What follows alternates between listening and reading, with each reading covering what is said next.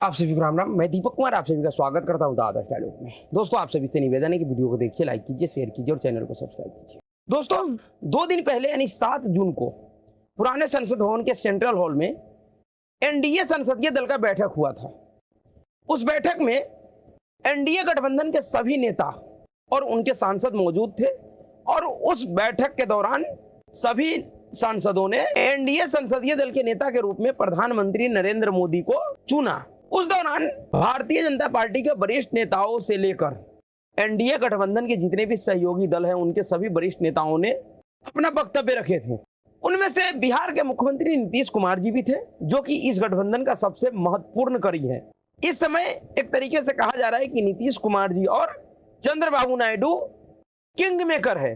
और वाकई जिस तरीके का परिस्थिति है इस समय, जिस तरीके का चुनाव परिणाम आया है, जिसमें किसी भी पार्टी को पूर्ण बहुमत नहीं मिला है, जबकि भारतीय जनता पार्टी सबसे बड़ी पार्टी के रूप में उभरी है और अपने सहयोगियों के भरोसे अब वो सरकार बनाने जा रही है। उस भाषण के दौरान नीतीश कुमार जी और चंद्रबाबू नायडू जी ने जिस तरीके का भाषण दिया, इन दोनों लोगों के भाषण को सुनने के बाद ऐसा लगा कि इन दोनों ही लोगों ने पूरी तरीके से प्रधानमंत्री नरेंद्र मोदी जी के ऊपर भरोसा और विश्वास जताया है। इन दोनों ही नेताओं ने प्रधानमंत्री नरेंद्र मोदी जी और इस देश के जनता को यह भरोसा दिलाया कि आने वाले 5 सालों के लिए इन लोगों का पूर्ण रूप से प्रधानमंत्री नरेंद्र मोदी जी और उनके नेतृत्व पे भरोसा है।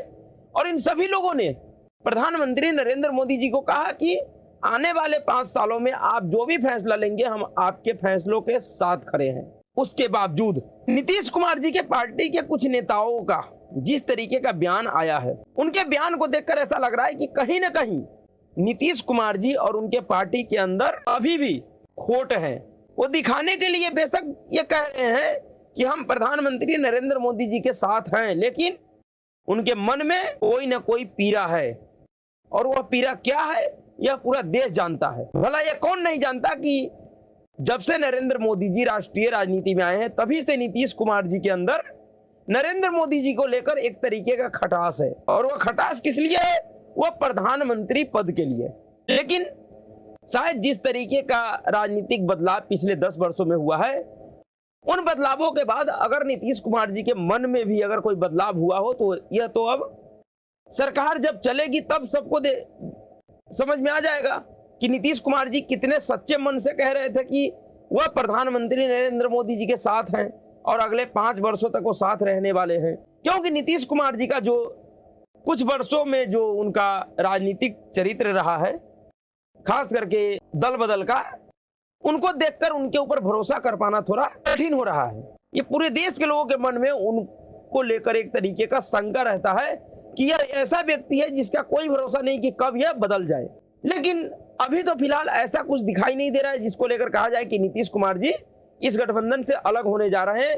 और जबकि नीतीश कुमार जी ने खुद ही सेंट्रल भवन के बैठक से लेकर और कई चुनावी जनसभाओं में ये कह चुका है कि अब वो कहीं भी जाने वाले नहीं है, इधर उधर नहीं जाएंगे। अब वो किसी भी परिस्थिति में इस गठबंधन के साथ बने रहेंगे। तो जब पार्टी का नेतृत्व यह कह रहा है, यह भरोसा दिला रहा है, तो फिर पार्टी के नेताओं का जो बयानबाजी है वो क्यों?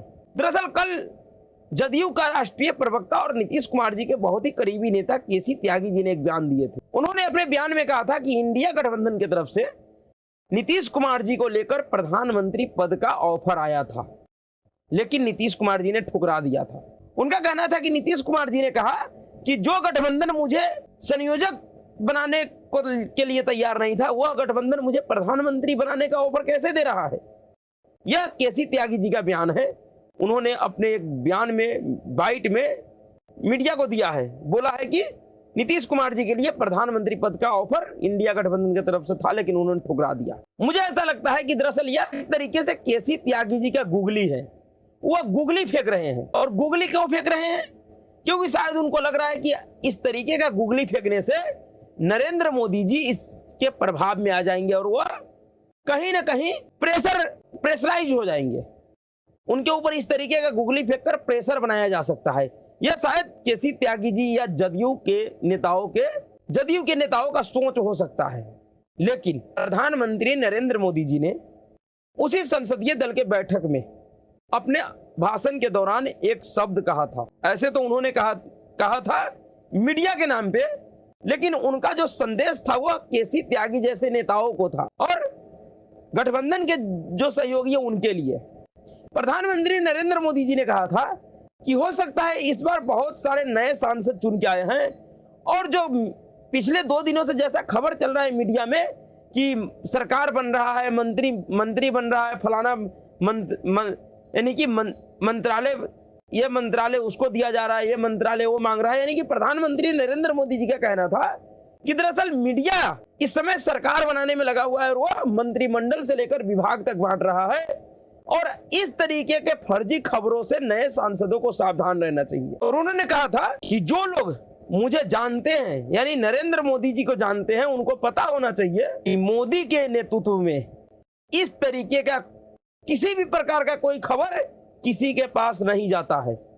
और ये बात सही है। जो मीडिया आज नरेंद्र मोदी जी का मंत्रालय तय कर रहा है, विभाग बंटवा रहा है, मंत्रालय बंटवा रहा है, ये वही मीडिया है जिसको पिछले 10 वर्षों में नरेंद्र मोदी जी के सरकार में कौन सा काम कब होने वाला है इसका भनक तक नहीं लग पाया था। यह मीडिया कई बार शिकायत कर चुका है। कई बार तो टाइम इंडिया ग्रुप के जो आज तक का जो न्यूज चैनल का जो मालिक है ओम पुरी जी, अरुण पुरी जी ने कई बार प्रधानमंत्री से शिकायत कर चुका है कि आपके सरकार के दौरान, आपके कार्यकाल के दौरान मीडिया को किसी भी तरीके का कोई खबर नहीं मिल पाता है। और उसी को लेकर प्रधानमंत्री नरेंद्र मोदी जी कह रहे थे कि आप लोग किसी भी ब्रेकिंग न्यूज पे भरोसा नहीं कीजिएगा। हो सकता है कि इस समय AI का जमाना है, बहुत से ऐसे दलाल घूम रहे हैं मार्केट में जो मेरे नाम से भी, मेरा हस्ताक्षर किया हुआ पत्र भी आपको दिखाएं, मेरे नाम से, मेरे ऑफिस कार्यालय के नाम से आपको फोन करे और कहे कि आपको फलाना मंत्री बनवा देंगे, फलाना मंत्रालय मिल जाएगा। आप उनके झांसे में मत आइएगा, क्योंकि मैं जिस सत्ता में रहता हूं वहां पे इस तरीके का कोई सिस्टम नहीं है। यह प्रधानमंत्री नरेंद्र मोदी जी ने मीडिया के जरिए सभी को यह संदेश दिया था, लेकिन शायद उनका यह संदेश केसी त्यागी जैसे नेताओं तक नहीं पहुंचा था, या तो फिर उन्होंने प्रधानमंत्री नरेंद्र मोदी जी की इस बात को सुने नहीं थे। जिस समय नरेंद्र मोदी जी ये बात कह रहे थे उस समय नीतीश कुमार जी और चंद्रबाबू नायडू जी का चेहरा का एक्सप्रेशन देखने वाला था। इन दोनों नेताओं के चेहरे से ऐसा लग रहा था कि ये दोनों ही नेता समझ गए हैं कि ये जिस तरीके का मनसा पाले हुए हैं कि हम नरेंद्र मोदी जी को ब्लैकमेल कर लेंगे, इनको प्रेशराइज कर लेंगे, इस तरीके का इनका कोई भी हथकंडा काम नहीं आने वाला है। लेकिन उसके बाद भी अगर केसी त्यागी जैसे लोग कह रहे हैं कि नीतीश कुमार जी को इंडिया गठबंधन की तरफ से प्रधानमंत्री पद का ऑफर आया था और उन्होंने छोड़ दिया, यह पूरी तरीके से झूठी है। दरअसल यह सिर्फ और सिर्फ प्रेशर पॉलिटिक्स का एक तरीका है जो अब जदयू अपनाना चाह रही है, लेकिन उनका यह प्रेशर पॉलिटिक्स काम नहीं करने वाला है, क्योंकि जदयू नेताओं को भी यह पता है कि यह अटल आडवाणी का युग नहीं है, यह मोदी और शाह का युग है। और मोदी और शाह सिर्फ इसलिए मजबूर नहीं हो जाएंगे क्योंकि उनको कुछ सीटें कम मिला है। चुनावी राजनीति में, सफर में यह सब होते रहता है, कभी सीटें ज्यादा तो कभी कम, तो कभी बहुत कम तो कभी बहुत ज्यादा, ये सब तो आना जाना है। लेकिन नरेंद्र मोदी जी का यह स्वभाव नहीं है कि वह किसी के प्रेशर में आकर कोई फैसला ले, वो कतई नहीं लेंगे। उन्होंने सेंट्रल हॉल में बता दिया कि यह सरकार भी मेरे मर्जी से चलेगा और पूरी ठसक के साथ मैं चलाऊंगा। लेकिन केसी त्यागी जी के बातों पे भरोसा न करने का एक और बड़ा कारण ये भी है कि यह उस गठबंधन के लिए कह रहा है जो गठबंधन नीतीश कुमार जी के द्वारा ही बनाया गया था। और नीतीश कुमार जी को गठबंधन बनाने से पहले यह आश्वासन दिया गया था गांधी परिवार की तरफ से भी और इस गठबंधन के कई एक महत्वपूर्ण नेताओं की तरफ से, जिसमें ममता बनर्जी भी आती है, कि आपको इस गठबंधन का चेहरा घोषित किया जाएगा, यानी कि 2024 में प्रधानमंत्री पद का उम्मीदवार बनाया जाएगा। और इसी लालच में, क्योंकि जब से नरेंद्र मोदी जी राष्ट्रीय राजनीति में आए हैं तभी से नीतीश कुमार जी के अंदर एक खटास है उनके मन में। उनको ऐसा लगता है कि वह नरेंद्र मोदी से काबिल नेता है, पुराने नेता है, अटल आडवाणी युग के नेता है, तो प्रधानमंत्री पद का उम्मीदवार उनसे सुयोग्य कोई व्यक्ति नहीं हो सकता है। और यही कारण रहा कि 2013 में नीतीश कुमार जी ने गठबंधन तोड़ लिया था, एनडीए से अलग हो गए थे मोदी जी के आने के बाद। तो नीतीश कुमार जी ने तो वो गठबंधन, इंडिया गठबंधन का सूत्र ही इसीलिए तैयार किया था, उनका अगुवाई इसी उम्मीद में किया था कि उनको प्रधानमंत्री पद का उम्मीदवार बनाया जाए, जबकि यह नीतीश कुमार जी को भी भली भांति पता था कि यह संभव नहीं था। लेकिन शायद इनको लगा कि हो सकता है बिल्ली के भाग से छींका टूटे और मुझे प्रधानमंत्री पद का उम्मीदवार बनाया जाए और 2024 में मैं प्रधानमंत्री भी बन जाऊं। इसी उम्मीद में उन्होंने उन सभी पार्टियों को कांग्रेस पार्टी के साथ लाकर जोड़ा, जो पार्टी कांग्रेस का और राहुल गांधी का मुंह देखना पसंद नहीं करता था। जी हाँ, लेकिन नीतीश कुमार जी की अगुवाई में लगभग वो सभी पार्टियां कांग्रेस पार्टी के साथ इकट्ठा बैठना स्वीकार किया और वह गठबंधन आगे बढ़ता गया। और आगे कैसा कैसा प्रकरण हुआ नीतीश कुमार जी के साथ। पटना में इनको भरोसा था कि संयोजक और प्रधानमंत्री पद का उम्मीदवार चुना जाएगा, कुछ नहीं चुना गया। बेंगलुरु में इनको उम्मीद था कि संयोजक भी चुन लिया जाएगा। बेंगलुरु पहुंचने से पहले ही किस तरीके से नीतीश कुमार जी के खिलाफ पूरे बेंगलुरु में पोस्टर लगाया गया कि अविश्वसनीय नेता है। उसके बाद जब वो बैठक मुंबई पहुंचा तब क्या हुआ और दिल्ली पहुंचा तो क्या हुआ, ये सभी लोगों ने देखा, पूरे देश ने देखा। और यही कारण रहा कि नीतीश कुमार ने इस गठबंधन को छोड़ दिया था, क्योंकि नीतीश कुमार जी को भी पता था और कांग्रेस पार्टी के सब लगभग कई एक वरिष्ठ नेताओं ने यह पहले ही स्पष्ट कर दिया कि प्रधानमंत्री पद का उम्मीदवार का सवाल है तो वह चुनाव परिणाम में जो सबसे बड़ा पार्टी बनेगा उसका नेता होगा। और सबसे बड़ा पार्टी तो चुनाव में परिणाम में वही न बनेगा, उसी पार्टी का ना सबसे अधिक संख्या होगा जो सबसे अधिक सीटों पे चुनाव लड़ेगा। तो जब सभी क्षेत्रीय दल, क्षेत्रीय छत्रप अपने अपने हैसियत के हिसाब से 40 सीटों से 42 सीटों से अधिक पे कोई चुनाव ही नहीं लड़ा है, इस पूरे इंडिया अलायंस में एक ही ऐसा सहयोगी दल है टीएमसी, ममता बनर्जी की अगुवाई में, जो पूरी की पूरी 42 सीटों पे चुनाव लड़ी है।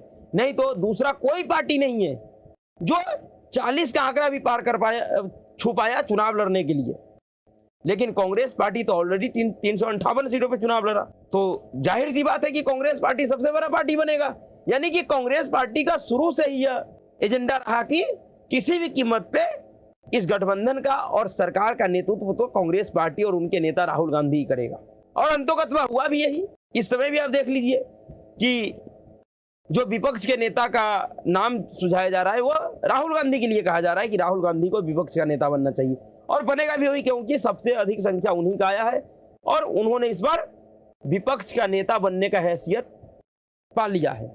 पिछले 2 चुनावों में नहीं था, लेकिन इस बार उनका वो हैसियत हो गया है कि वो विपक्ष का एक सम्मानित नेता बन सके सदन में। देखना यह है कि राहुल गांधी यह पद स्वीकारता है या नहीं स्वीकारता है, क्योंकि गांधी परिवार का कोई भी व्यक्ति प्रधानमंत्री से कोई नीचा पद के लायक अपने आप को मानता ही नहीं है। लेकिन इन सब चीजों के बावजूद अगर केसी त्यागी कह रहा है कि नीतीश कुमार जी को प्रधानमंत्री पद का ऑफर आया था, तो यह पूरी तरीके से झूठा है, यह संभव ही नहीं है। क्योंकि कांग्रेस पार्टी किसी भी शर्त पे राहुल गांधी के सिवाय किसी भी दूसरे नेता को प्रधानमंत्री पद का उम्मीदवार बना ही नहीं सकता है, चाहे परिस्थिति कितना भी विपरीत क्यों ना हो उनके लिए, यह संभव ही नहीं है। वह यहां तक कि प्रियंका गांधी को नहीं बना सकता है, जो कि वो भी कांग्रेस पार्टी की नेता है और उसी परिवार की बेटी है।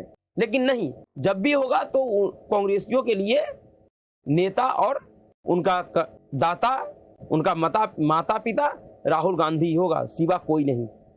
तो यह जो फालतू का बयानबाजी है केसी त्यागी जी का, यह पूरी तरीके से झूठी है, सिर्फ और सिर्फ प्रेशर पॉलिटिक्स के लिए, जो जिसका कोई असर होने वाला नहीं है। प्रधानमंत्री नरेंद्र मोदी जी ने स्पष्ट कर दिया है कि हमारे सरकार में इस तरीके का कोई एजेंडा नहीं चलता है, कोई एजेंडा कामयाब नहीं होता है और इस तरीके के एजेंडे में किसी को फंसना भी नहीं है। यह बात केसी त्यागी जैसे नेताजी को समझ में आ जाना चाहिए, और अभी नहीं समझ में आ रहा है तो सरकार, आज तो शपथ ग्रहण हो जाएगा, 6 महीने के अंदर अंदर आपको समझ में आ जाएगा कि ये जितने भी लोग अपना एजेंडा चलाने का प्रयास कर रहा था, ये सब के सब फिर से खैरियर खैराती हो जाएंगे। इन लोगों के पास कोई एजेंडा नहीं बचेगा। नरेंद्र मोदी और अमित शाह इनके हर एक एजेंडे को ध्वस्त कर देगा। जिस तरीके से मंत्री को लेकर, मंत्रालय को लेकर, विभागों को लेकर, पूरे मीडिया से लेकर नेताओं में एक अलग अलग तरीके का बयानबाजी चल रहा है, ये सभी बयानबाजियों पे बहुत जल्द पूर्ण विराम लगने वाला है। तो अभी के लिए इतना ही। अगर आपको वीडियो अच्छा लगा, वीडियो को लाइक कीजिएगा, शेयर कीजिएगा और चैनल को सब्सक्राइब कीजिएगा। नमस्कार।